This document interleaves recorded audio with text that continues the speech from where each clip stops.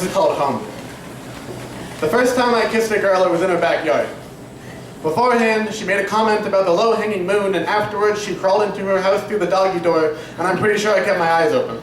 That was the summer we went skinny dipping, ass-naked, hushed voices, the first time anybody ever saw me with an erection, watching like mad dogs for cop cars through cracks in the wooden fence. Never saw nobody but neighborhood kids and the milkman, but we kept glancing all nervous-like at our pile of discarded clothing next to the diving board where that kid broke his back a few summers later. 5 t-shirts, 2 pairs of jeans, some shorts, and a miniskirt, all underwear floating next to us, chlorine soaking through the fibers like grand acidic something rather. Water is real warm. There's that full mountain moon again, and Hyla looks down at the water, past the reflection, and towards my body and laughs. Voice hoarse from cigarettes he'd taken up smoking to get an extra work break, and says something about how he can't tell if I'm hard or not.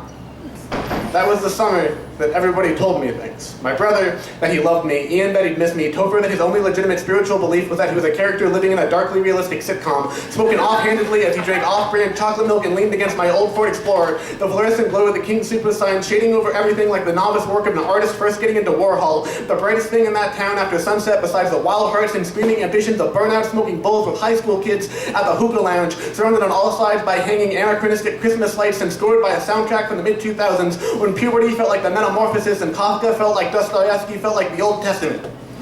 That was the last summer there. Last summer in Littleton. Went back this summer to see my dying animal, and I made eye contact with a kid I graduated with at the checkout line, and I barely looked up from the pavement while catching up with a guy I used to teepee, and I sat on the front porch of that first girl I ever kissed and made a bad joke about chewing tobacco as she lit a cigarette.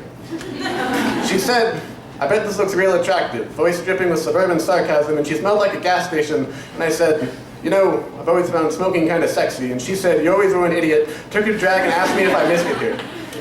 I said, "Shit, don't you just miss everything sometimes?" And she laughed and said she was on to me, but I don't think you can ever blame a guy for being too honest. That last summer I lived at home. It was sunny in the middle of a rainstorm, and my shirt pressed against my torso when a friend of mine who's not so much into small talk stopped me in my tracks as we tracked to the storm drain by a sound barrier that we used to make time with girls at, and he asked if I was happy.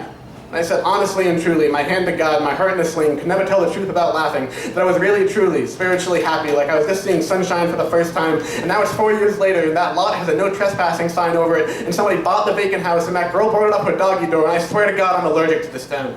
Thank you.